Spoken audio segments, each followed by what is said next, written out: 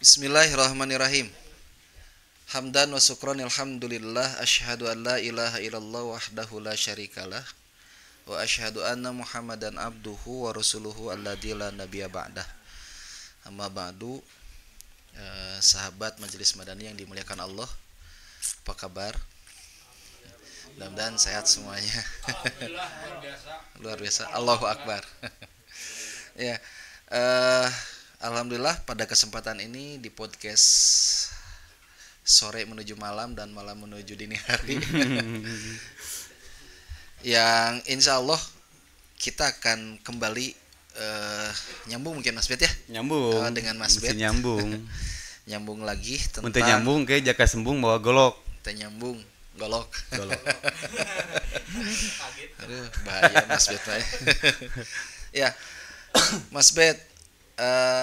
Beberapa waktu yang lalu saya buat satu broadcast rada gegebegan oge ku yang mana nih soalnya banyak banget nih materinya nih. Oh gitu. Yang berkaitan dengan ketika nanti Allah hisab kita. Wow. Pada saat itu ini teh saya dapat dari apa namanya, orang buka deh, kitab Al-Fawaid karya Ibnu Qayyim Al-Jauziyah. Ada beberapa kitab sih di sini yang bicara tentang itu, cuman mungkin secara tematik kita ringkas gitunya. Jadi ketika Allah hisab nanti itu Allah bagi dua golongan. Yang pertama golongan ahlul afiyah. Ahlul afiyah. Yang kedua ahlul musibah. Gitu. Sepintas mah kalau diterangkannya seperti ini, ahlul afiyah itu adalah orang-orang yang di dalamnya mereka tidak sedikit sekali mendapatkan musibah, kehidupannya bahagia terus, sehat terus gitu, tidak ada sedikit pun kekurangan baginya gitu. Lah bagi orang-orang ini dia akan dihisab oleh Allah Subhanahu Wa Taala secara detail, habis-habisan gitu, untuk mempertanggungjawabkan segala bentuk kenikmatan yang dianugerahkan Allah Subhanahu Wa Taala kepadanya. Itu singkatnya. Yang kedua ahlul musibah. Ahlul musibah itu adalah orang-orang yang ketika dalam hidupnya atau selama hidupnya dia mendapatkan ujian, kemiskinan, tekanan batin dan lain-lain. Ujiannya lebih ke situ ya. Ujian yang lebih kerasa gitu, sakit-sakitan dan lain sebagainya. Kalau afiah nggak kerasa ujiannya? Tak terasa. Nah, untuk ahlul musibah yang kedua ini, golongan yang kedua ini, dia tidak akan banyak mendapatkan hisab. Kenapa? Karena musibah yang ia dapat itu sebagai kifarat, penggugur dosa.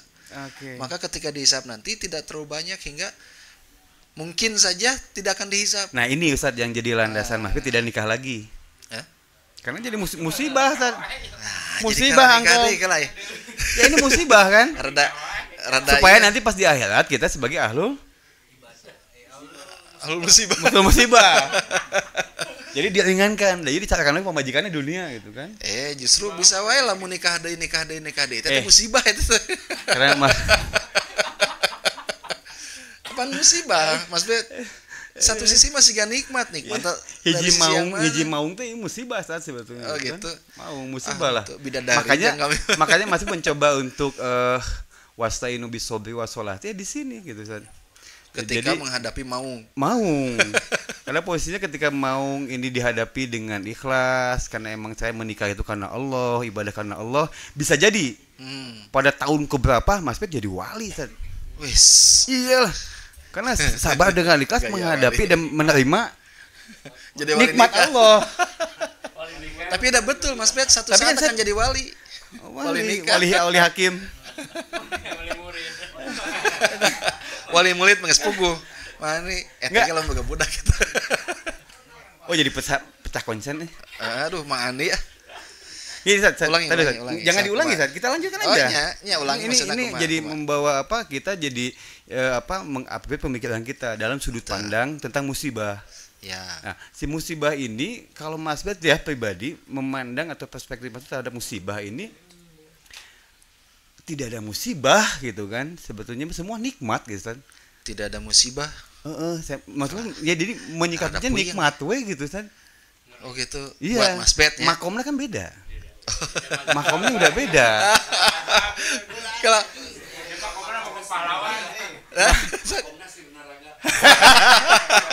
Makomna Sinaraga. Masya Allah. Ya itu kan dilatih saja, dilatih.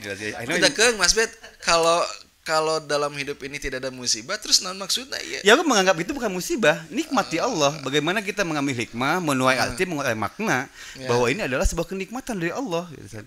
Dan ini bakal dihisab juga, gitu jelas. Tekanan batin nikmat. Nikmat.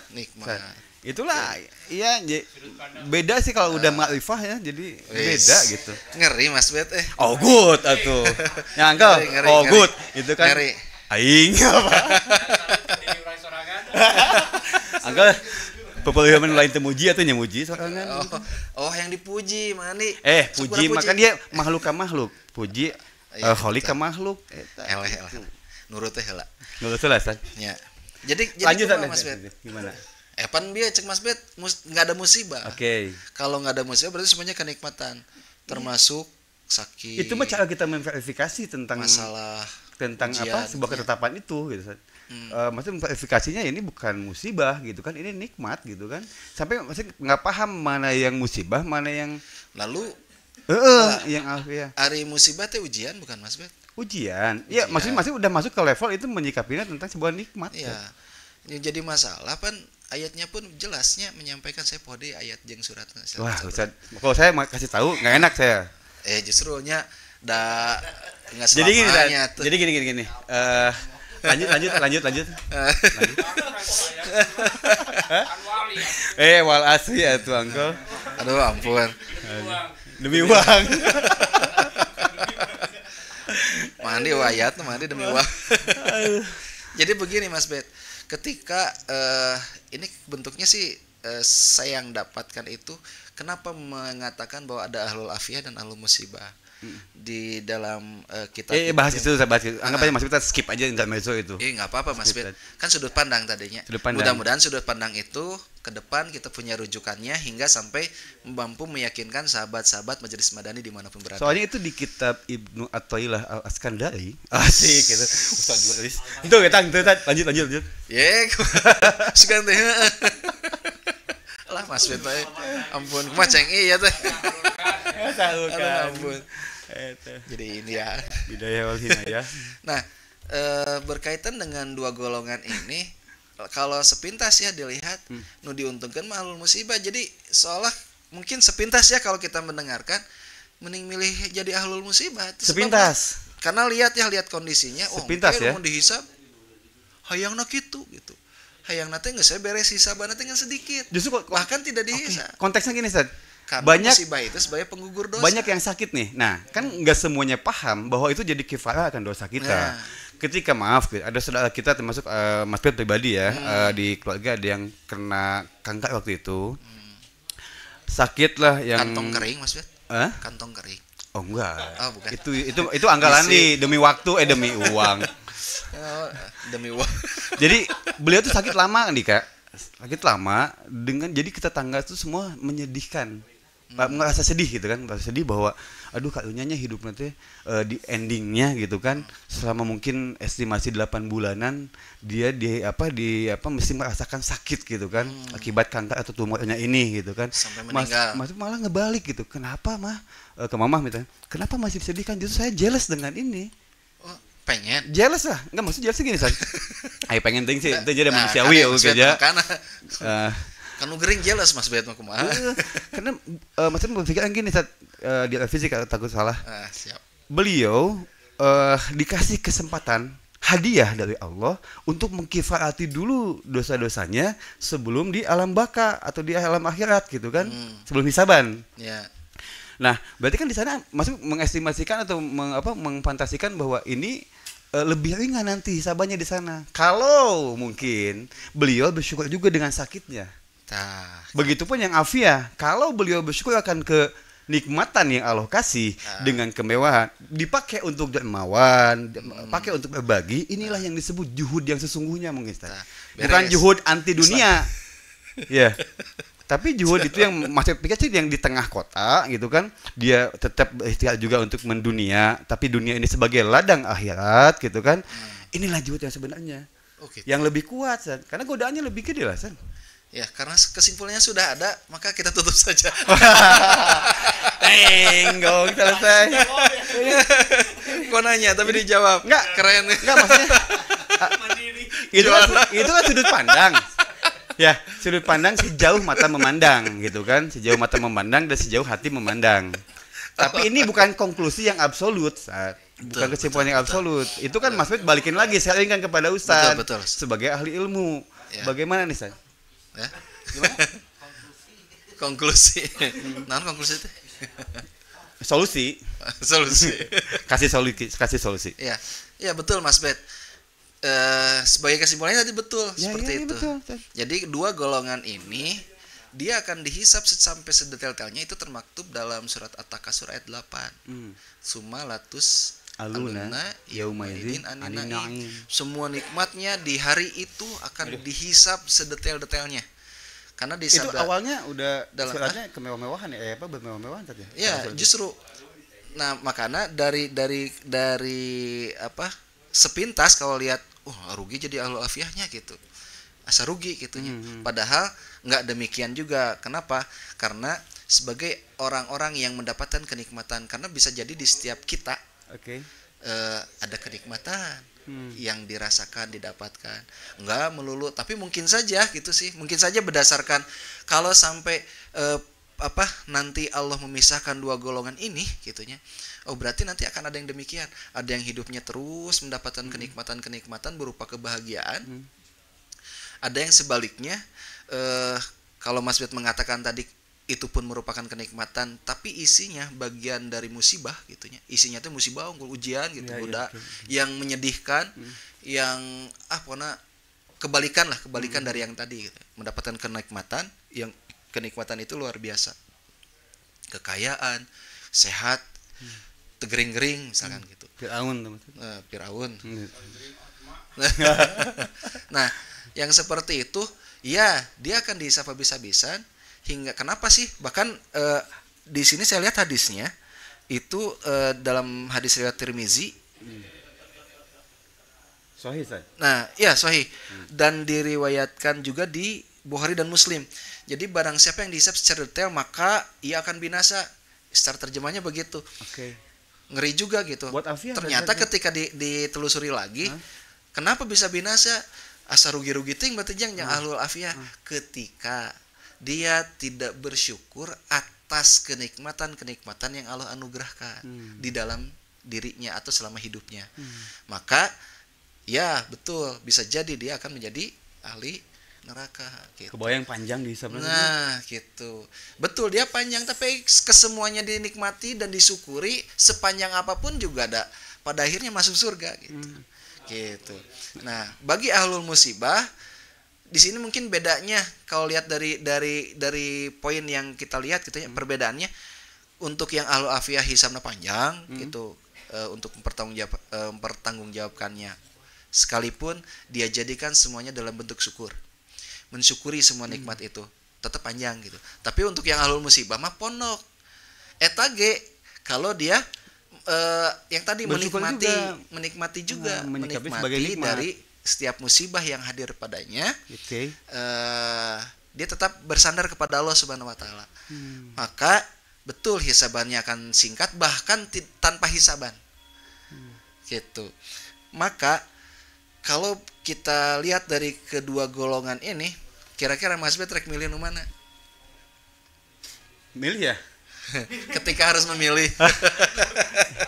Ketika harus memilih. Mesti memilih ya.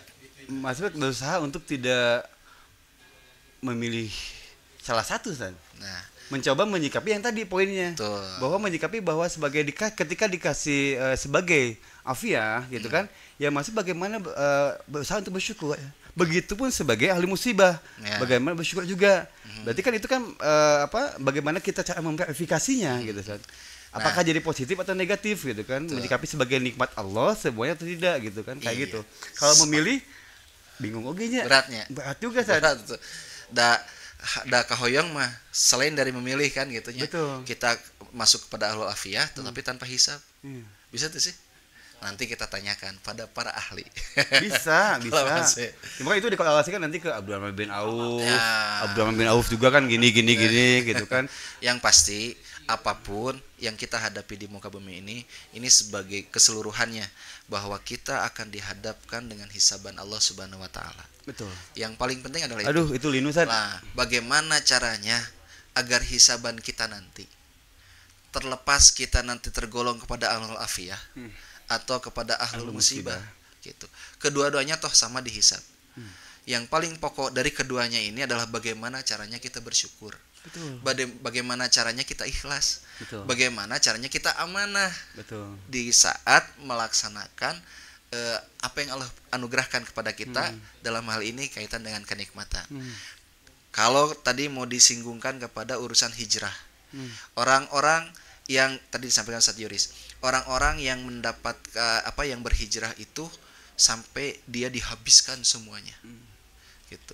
Ketika dia dihabiskan, sudah habis, belum sampai kepada perjalanan hijrahnya, tapi dia dalam taat, masih dalam taat, sandar kepada Allah Subhanahu Wa Taala, pada akhirnya tetap Allah tetapkan pahalanya. Itu kan yang termaktub dalam surat An-Nisa ayat 100. Gitu. Nah, di sini sahabat semua dimanapun berada, tentunya dari kedua hal, ketika kita ditentukan hisaban nanti berkaitan dengan ahlul afiyah dan ahlul musibah, kalaupun dihubungkan dengan perkara hijrah, karena pada saat ini banyak sekali sahabat-sahabat kita yang berhijrah untuk melaksanakan ketaatannya lebih baik lagi sampai habis-habisan. Karena saya pernah dengar ini, tapi nanti di part kedua kita akan bahas itu. Ini banyak kasusnya, banyak banget nyambung ya Pak. Kenapa sih saya hijrah kok menjadi habis alias bubuk semuanya? Jadi sulit hidup Mas gitu kan. Bisa jadi tergolong pada ahlul musibah. Betul, belum paham juga tentang itu. Satu kan tadi yang dibahas oleh Ustaz Ihsan, kedua tadi yang dibahas oleh Ustaz Yuris. Masalah menyempitkan waktu. Waktunya sesuatunya pengen gimana kita, bukan bagaimana ruang waktu menurut Allah Subhanahu wa taala. Nanti kita akan bahas secara detail ya, satu persatu. Ahlul afiyah teh kumaha wae, ahlul musibah teh gimana aja hingga sampai kesimpulannya. Namun pada kesempatan ini sementara cukup dulu segitu. Kita ambil kesimpulan. Soalnya ini panitia udah panitia geus gituan. Di part kedua Mas Bet akan bahas tentang di part kedua akan ngebahas lebih dalam lagi engkau. Tetap Mas Bet di part yang pertama ini tetap kita buat kesimpulan. Bagi orang-orang yang saat ini merasa dalam kehidupannya mendapatkan kenikmatan dalam hidupnya, sehat, jarang sekali sakitnya, tidak mendapatkan tekanan-tekanan batin yang cukup gitu, tetapi dia senantiasa bersyukur kepada Allah atas segala nikmatnya, sekalipun banyak hisabannya nanti di hadapan Allah, maka yakinlah endingnya surga. Yang kedua, ahlul musibah, sekalipun ujian yang bertubi-tubi datang kepada dirinya, mulai dari kesehatan, tekanan batin, masalah-masalah yang lainnya yang cukup menyakitkan, yakinlah bahwa itu semua adalah kifarat dari Allah Subhanahu wa taala, penggugur dosa, sehingga bagi orang-orang yang sudah mendapatkan kifarat seperti itu, pada akhirnya nanti dia akan mendapatkan hisab yang cukup sedikit, yang sama pada akhirnya dia akan menjadi ahli surga. Namun kebalikannya, jika dia diberi kenikmatan begitu banyak tapi dia tidak bersyukur, maka yakinlah dia akan menjadi orang yang menjadi ahli neraka. Binasa tadi, Sat? Binasa. Dan yang kedua, ahlul musibah, sama, udah diuji mati-matian, habis-habisan, bertubi-tubi, tapi dia tidak bersyukur juga. Rugi pisannya, mengelehnya eleh potol. Enggak, kita menges rugi di dunia, rugi oke di akhirat gitu. Paling kali cima eleh potol. Gitu. Maka itu sebagai kesimpulan. Nanti di part kedua kita akan bahas satu persatu tentang part kedua dibikin buat pertanyaan deh kayaknya. Boleh? Ya, kayaknya. Ya. Lebih jong-jong ada interaksi gitu. Kita undang netizen. Tapi dipangajawabkan ke Ustaz Dudi. Oke, sahabat semua yang dimuliakan Allah Subhanahu wa taala, mudah-mudahan podcast pada kesempatan ini saya bersama Mas Bet mudah-mudahan menjadi buah pikir hingga sampai pertemuan yang akan datang bisa kita bahas satu persatu lebih detail lagi. Dan untuk yang part ini Mudah-mudahan itu pun menjadi penjelas buat sahabat semua yang saat ini mungkin sedang dirundung, oh urang mah nikmat wae ngeunah wae sieun siga Firaun. Nah, mungkin ini diantaranya menjadi kesimpulannya tadi, atau sebaliknya orang teh dirundung masalah we terus gitu. Tapi orang teh sieun, orang ke rugi di dunia, rugi di akhirat. Jawabannya sepintas sudah terjawab. Untuk lebih detailnya kita ketemu di part kedua. Terima kasih. Mudah-mudahan Allah cinta dan ridho kepada kita sampai detik ini hingga sampai akhir hayat nanti. Aku lu qauli hadza astaghfirullah li wa lakum. Assalamualaikum warahmatullahi wabarakatuh. Assalamualaikum warahmatullahi wabarakatuh.